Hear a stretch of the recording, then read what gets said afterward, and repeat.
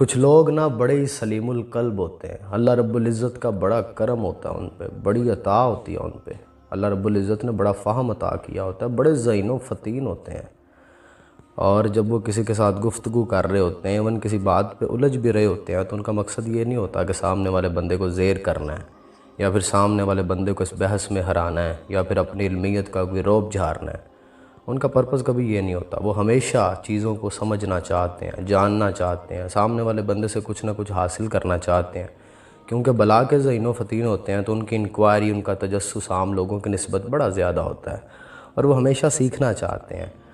ایسے لوگ بڑے کم ہوتے ہیں۔ اللہ رب العزت کی ذات نے یہ انا، حسد، کینہ، بغض، ان بیماریوں سے انہیں دور رکھا ہوتا ہے۔ یہ بڑے گھٹ لوگ نے جڑے تھوڑے ارد گرد نظر آن گے جنہیں اللہ نے ایسا قلب عطا کیا ہوتا ہے۔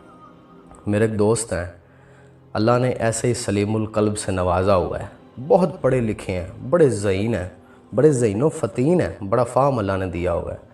بیرون ملک ہوتے ہیں، کوئی 7-8 سال مجھ سے ویسے بھی بڑے ہیں، اور اللہ نے رتبہ بھی بڑا دیا ہوا ہے، اور اللہ نے جسامت بھی بڑی دی ہوئی ہے، بڑے وجیع القامت ہے، 6 فٹ 3-4 انچ کے ہیں غالباً۔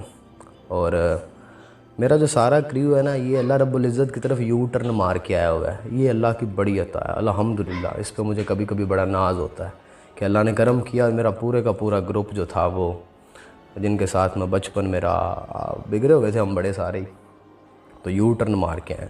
تو پہلے تو وہ بڑے اسٹائلش آدمی تھے نا، تو پھر اللہ کی طرف جو ہے لو لگی، تو آپ کو پتہ جب اللہ کی طرف کسی کی لو لگ جاتی ہے نا، تو اس کی شخصیت میں تبدیلیاں آنے لگ پڑتی ہیں۔ جن چیزوں کو وہ سمجھتا ہے کہ یہ بڑی ضروری تھیں، یہ برانڈڈ کپڑے، جوتیاں، یہ گھڑیاں، یہ گاڑیاں، جن کے بارے میں لگتا ہے کہ ان کے بغیر تو پتہ نہیں ہوتا ہی کچھ نہیں، یہ ساری چیزیں جو ہے نا وہ بیک اینڈ پہ کہیں چلی جاتی ہیں۔ بڑا آدمی کے جو کانسیپٹ ہوتا ہے نا انسان کے ذہن کے اندر، وہ بدلنے لگ پڑتا ہے کہ بڑا آدمی ان چیزوں کا محتاج ہوتا ہی نہیں ہے۔ بڑا آدمی کہیں بیٹھا ہو، اس کا اللہ کے ساتھ تعلق ہو، وہ کہیں بھی بیٹھا ہو وہ بڑا ہوتا ہے۔ یہ جو برانڈڈ موبائل فونز ہے، یہ برانڈڈ گاڑیاں، یہ برانڈڈ کپڑے، یہ ان لوگوں کو لگتا ہے جو خود اصل میں بڑے نہیں ہوتے، لیکن انہیں لگتا ہے کہ یہ چیزیں ہم اپنے ساتھ اٹیچ کریں گے تو بڑے ہو جائیں گے۔ حقیقی بڑے لوگوں کو ان چیزوں کی ضرورت نہیں ہوتی، جو بڑے لوگ ہوتے ہیں ان چیزوں کو ان کی ضرورت ہوتی ہے۔ آپ نے دیکھا نہیں، جو بڑے لوگ ہیں ان کو پھر بلاتے ہیں یہ ایڈز وغیرہ کروانے کے لیے۔ تو خیر، بات بڑی اطراف میں نکل جائے گی۔ جو بات میں سنانا چاہ رہا تھا، ویڈیو تھوڑی سی مجھے لگتا ہے لمبی ہو گئی ہے، لوگ سوال و جواب کرنے والے ہوں تو پھر کنجسٹڈ سا بندہ رہتا ہے، خود بڑا مشکل ہے اکیلے بیٹھ کے ایک بے جان کیمرے کو دیکھ کے، اور آپ جو ہے وہ بول رہے ہیں، 2-4 لوگ پاس بیٹھے ہوں تو بندہ جو ہے نا وہ کمفرٹیبل رہتا ہے، بندہ گفتگو کر لیتا ہے۔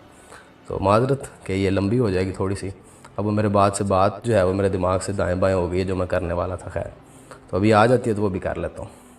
ہاں، وہ نا مجھ سے ملنے کے لیے آئے نا یہاں پہ، کافی دیر بعد آئے ملنے کے لیے، تو بدلے تو ہوئے تھے، اللہ نے مہربانی کی ہوئی تھی، کیونکہ ٹرن مارا ہوا تھا، کوئی 1-2 سال ہو گیا تھا۔ تو چونکہ بڑے ذہین و فطین تھے، اللہ نے فہم بھی بڑا دیا ہوا تھا، پڑھے لکھے بھی بہت تھے، ان کی انکوائریاں، ان کے تجسس اور ان کی کیوریوسٹی بڑی عجیب ہوتی ہے۔ تو مجھے کہتے ہیں موزم بھائی یار آپ تو پڑھے لکھے آدمی ہیں یار، آپ اس طرح کی باتوں کے اوپر یقین کر لیتے ہیں؟ یہ تصوف کے اندر چیزیں جو ہے وہ مس ہو رہی ہوتی ہیں سارا کچھ۔ جو میں نے کہا میرے دوست مجھے یہ بتاؤ، اگر میں یہ پوچھوں آپ سے، اس دنیا میں جتنے بھی علوم ہیں کیا آپ کو ان سب کا پتہ ہے؟ انہوں نے کہا نہیں پتہ۔ میں نے کہا کیا آپ کو صرف ان کے ناموں کا پتہ ہے، وہ جو لاکھوں علوم اس دنیا میں اللہ نے پنہاں کیے ہوئے ہیں؟ انہوں نے کہا جی مجھے نہیں پتہ۔ میں نے کہا اگر میں یہ کہوں کہ ان میں سے کوئی ایک علم ایسا ہے جو اللہ نے اس دنیا میں کسی ایک بندے کو دے دیا ہوگا، اللہ نے کرم کر دیا ہے، آپ مان جائیں گے؟ انہوں نے کہا جی مان جاؤں گا۔ میں کہا اگر آپ چونکہ میتھمیٹکس کو بہت اچھے سے سمجھتے ہیں، پاسبلٹی ہے کہ میں یہ کہوں کہ اللہ نے ان میں سے اس سمندر ہے جو علوم کا، ان میں سے کوئی ایک ذرہ مجھے عطا کر دیا ہے، پاسبلٹی ہے کہیں آپ کو مان جائیں اس بات کو؟ انہوں نے کہا جی وہ رحیم و کریم ہے، وہ رب ذوالجلال ہے، وہ کر سکتا ہے، میں مان جاؤں گا اس بات کو۔ میں نے اسے کہا کہ اللہ رب العزت نے جب کسی کو کوئی علم دینا ہوتا ہے نا، تو وہ اس کی آنکھ اس پہ کھول دیتا ہے۔ کوئی بھی علم جب اللہ رب العزت کی ذات نے دینا ہے، جس کی آپ بات کر رہے ہیں نا، میں انتہائی اختصار کے ساتھ، ان کے ساتھ تو بڑی لمبی گفتگو ہوئی، تو میں آپ کے ساتھ شیئر کر رہا ہوں، تو کچھ چیدہ باتیں کر دیتا ہوں آسان لفظوں میں۔ سوال بہت سے تھے ان کے، تو میں نے کہا کہ آپ کو پتہ ہے اسلام دین فطرت ہے، اور دین فطرت پہ وہ پورا نہیں اترے گا جب تک کہ وہ ہمارے جسم اور ہماری روح دونوں کی ضروریات کا خیال نہ رکھے اور اعتدال کے اوپر نہ لے کے آ جائے۔ انہوں نے کہا یہ ایگری۔ پوری دنیا کے اندر جتنے بھی مذاہب ہیں ان سب نے کوشش کی ہے کہ انسانی جسم اور انسانی روح، کیونکہ ہمیں پتہ ہے کہ ہم دو چیزوں کے مرکب ہیں، ایک یہ جسم اور دوسری روح ہے، تمام مذاہب کے اندر روح کو جو ہے وہ انٹرٹین کرنے کے لیے بہت سی ایکسرسائزز رکھی گئی ہیں، لیکن اس سے جو ہے وہ جسم کو نقصان ہونے لگ پڑتا ہے۔ آپ بدھ مت میں دیکھ لیں، آپ ہندو مت میں دیکھ لیں، وہ الٹے لٹکے رہنا، وہ کنووں میں جا کے چلے کاٹنا، نروان حاصل کرنے کے لیے بھوکے رہنا، جسم کو بھوکوں مارنا، یہ سارا کچھ ہے مختلف مذاہب میں ہے، لیکن اعتدال آپ کو کہیں نظر نہیں آئے گا سوائے اسلام کے۔ اسلام چونکہ دین فطرت ہے، اس لیے وہ انسان کے جسم اور روح دونوں کی ضروریات کا خیال رکھتا ہے۔ جو جسم ہے وہ بیسیکلی سمجھیں ایک گھوڑا ہے، اور جو روح ہے وہ اس گھوڑے کا سوار ہے۔ اسلام کے اندر ہمیں بتایا گیا ہے کہ گھوڑے کو اتنا شہ زور نہیں ہونے دینا کہ وہ سوار کو پھینک دے اور کچل کے نکل جائے، اور جو سوار ہے اسے اتنا کمزور نہیں ہونے دینا کہ وہ اس گھوڑے کو سنبھال ہی نہ سکے۔ تو اسلام دین فطرت ہے، اس نے دونوں کے طریقے بتائے ہوئے ہیں۔ ایک جسم ہے اور ایک روح ہے۔ جو جسم ہے اس کا تعلق مادی دنیا کے ساتھ ہے، جسم کی خوراک بھی مادی ہے، اگر اسے خوراک نہیں ملے گی تو یہ جسم لاغر ہونا شروع ہو جائے گا۔ اور بالکل اسی طرح روح جو ہے وہ ایک نور ہے، تو اس کا تعلق بھی ایک اور دنیا کے ساتھ ہے، اس کا مادی دنیا کے ساتھ کوئی لینا دینا نہیں ہے، اس کی بھی ایک خوراک ہے۔ فاذکرونی اذکرکم، اللہ رب العزت کا ذکر، اللہ رب العزت کی یاد، یہ اس کی خوراک ہے۔ اللہ رب العزت کے ساتھ تعلق، اللہ رب العزت کو وقت دینا، یہ اس روح کی خوراک ہے۔ قرآن حکیم میں اللہ رب العزت فرماتے ہیں نا اپنے بندے سے، الا بذکر اللہ تطمئن القلوب، میری یاد کے بغیر اطمینان قلب نہیں ملے گا۔ اب آپ نے اس جسم اور روح کی اس پوری سائیکی کو سمجھنا ہے۔